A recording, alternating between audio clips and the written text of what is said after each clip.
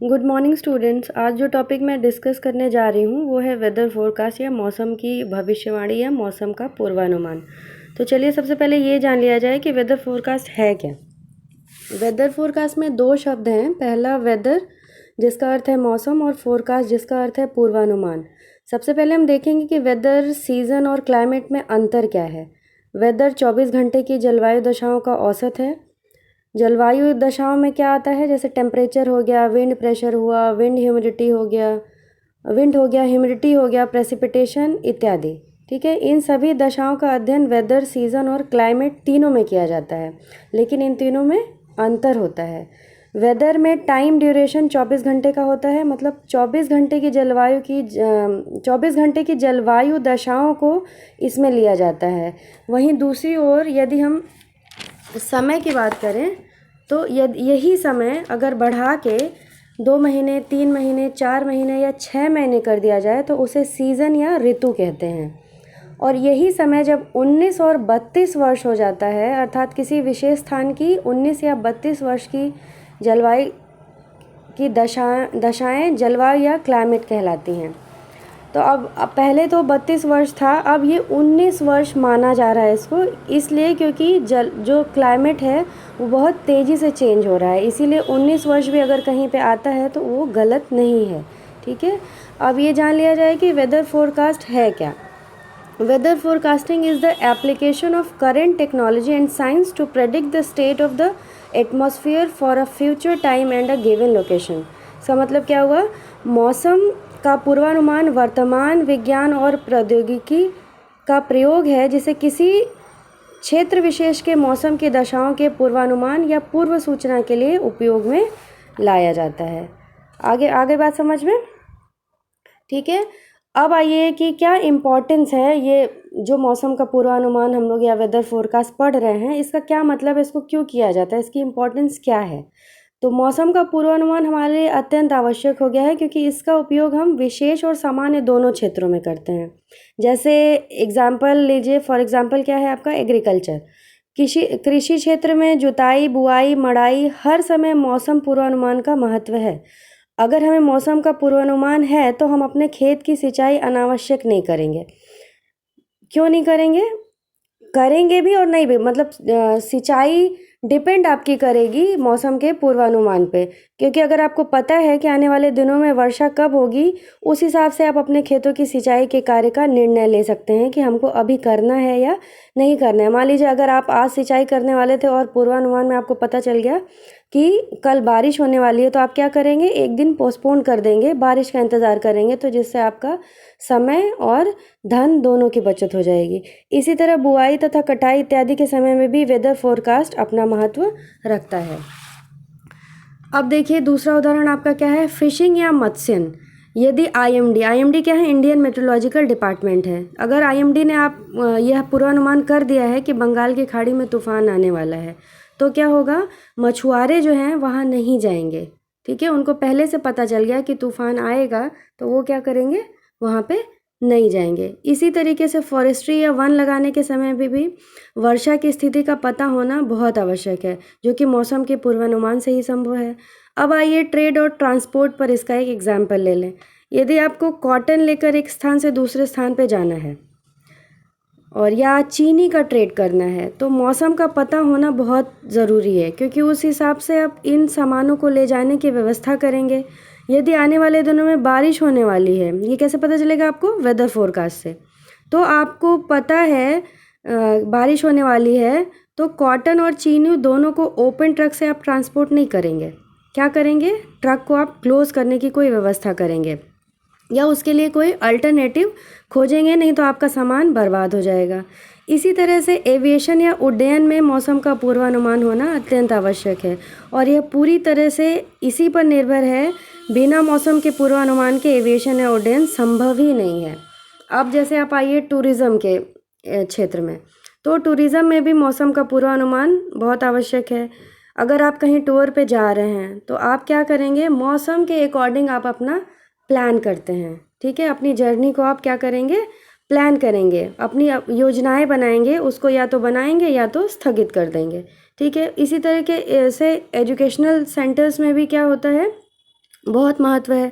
मौसम के पूर्वानुमान के आधार पे कब हमको खोलना है कॉलेज, कब बंद करना है, या जो भी इंस्टीट्यूशन है आपके एजुकेशन के, कॉलेज स्कूल जो भी है, वो अगर मौसम क्या है वर्स कंडीशन होगी तो हम क्या करेंगे, अगले दिन के लिए बंद कर देंगे, 2-4 दिनों के लिए उसको बंद कर सकते हैं। ठीक है, तो इस तरह से हम आकलन कर सकते हैं। फिर दूसरा एग्जाम्पल इसमें देख लीजिए, यदि एडमिशन का कार्य करना है, हाँ, तो मौसम के पूर्वानुमान के आधार पर हमें पता लग गया कि आने वाले 4-5 दिनों में भयंकर बारिश होने वाली है, तो हम क्या करेंगे, एडमिशन की डेट को या तो पहले या वर्षा के दिनों के बाद रख सकते हैं। ठीक है, अगर हमें नहीं पता होगा और उसी समय हमने रख दिया तो क्या होगा, हमारा एडमिशन का कार्य क्या होगा, बाधित हो जाएगा।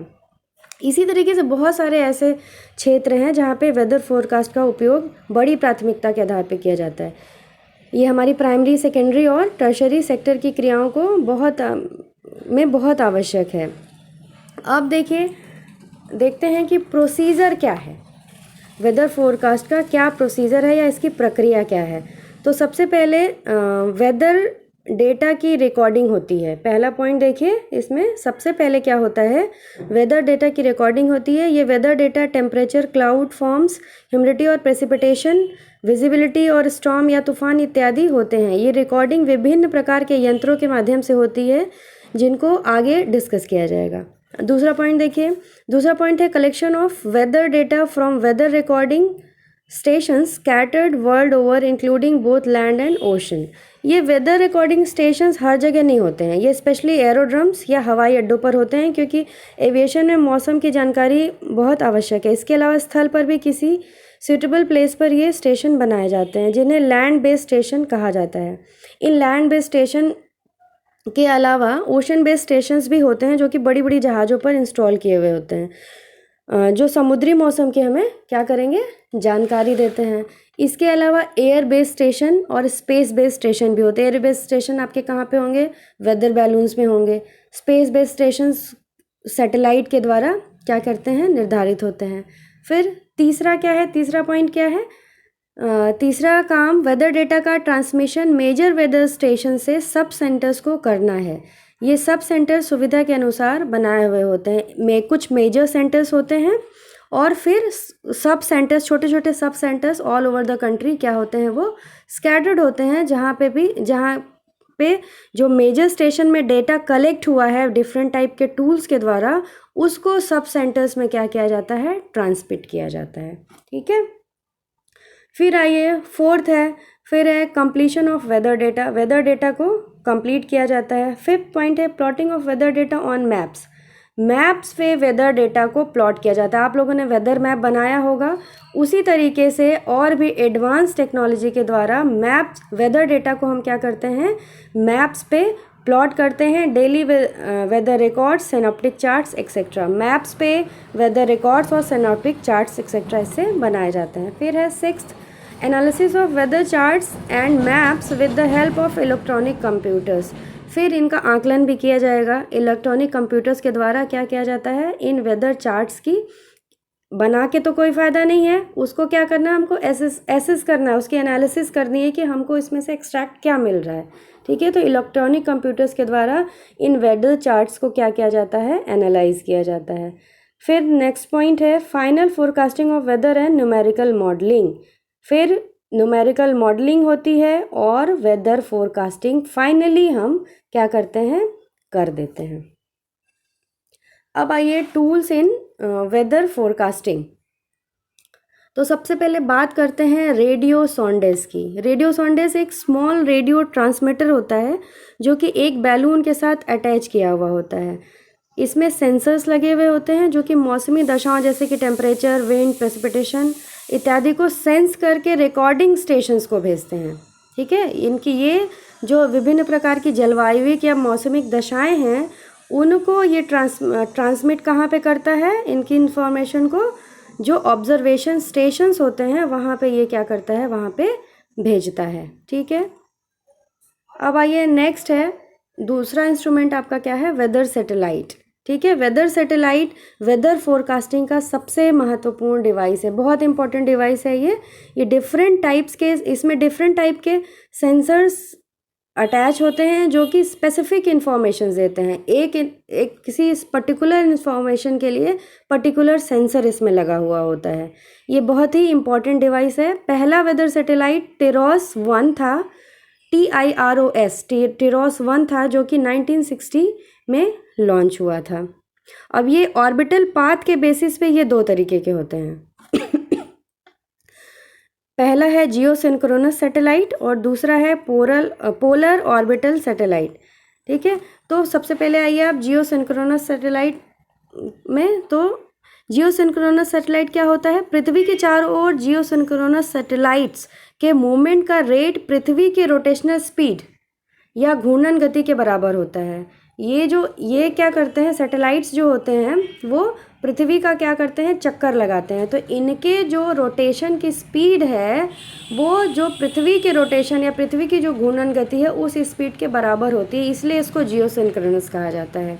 और ये हाई एल्टीट्यूड होते हैं। ये जो सैटेलाइट होते हैं जियो सिंक्रोनस, ये हाई एल्टीट्यूड सैटेलाइट्स कहे जाते हैं, क्योंकि ये कहाँ पे फिक्स किए हुए रहते हैं, किस एल्टीट्यूड पे? 35,786 किलोमीटर्स की हाइट पे ये फिक्स किए हुए रहते हैं। और इतनी हाइट पे फिक्स किए रहने की क्या एडवांटेज होती है कि ये बहुत बड़े एरिया को स्कैन करने की क्षमता रखते हैं।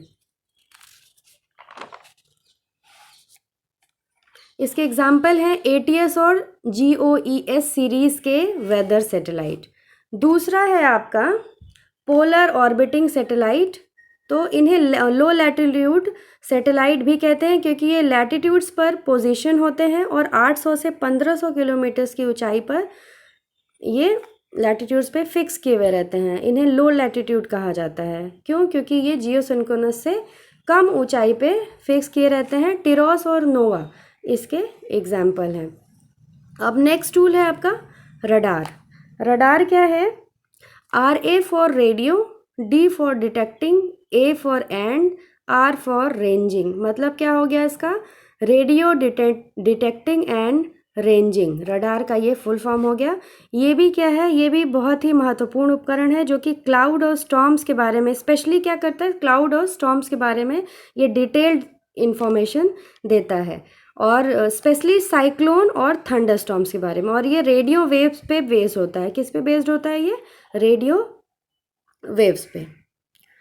तो अब आइए कि वेदर के टाइप्स कौन कौन से होते हैं, वेदर फोरकास्टिंग के कितने टाइप्स होते हैं।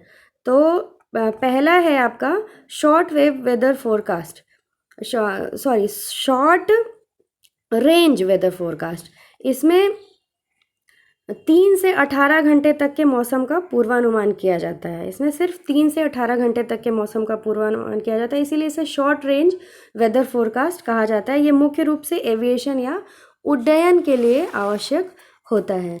फिर नेक्स्ट है आपका मीडियम रेंज वेदर फोरकास्ट।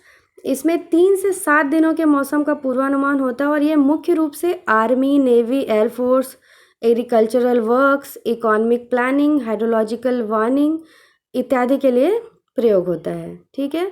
फिर थर्ड एंड लास्ट है लॉन्ग रेंज वेदर फोरकास्ट। ये आपका क्या है? इसमें 7 दिनों से ज़्यादा के मौसम का पूर्वानुमान किया जाता है। इसका उपयोग मुख्य रूप से बाढ़ तथा सूखे की जानकारी के लिए करते हैं।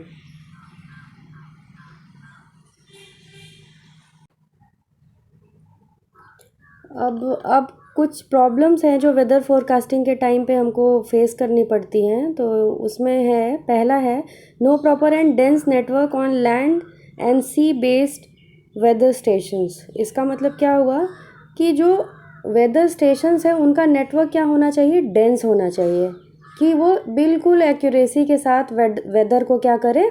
मेज़र कर सकें। लेकिन क्या है, नेटवर्क जो है वो डेंस नहीं है, वो बहुत स्कैटर्ड है, इसीलिए जो वेदर फोरकास्टिंग की जो एक्यूरेसी है उस पर इसका प्रभाव पड़ता है। फिर सेकंड आपका पॉइंट होगा no regularity and honesty in the data collection. हर जगह हर फील्ड में ऑनेस्टी और रेगुलरिटी की कमी है, और वेदर के डेटा कलेक्शन में भी ये चीज़ क्या करती है? बहुत बड़ी बाधा उत्पन्न करती है। फिर है in case of Indian monsoon is uncertain and irregular.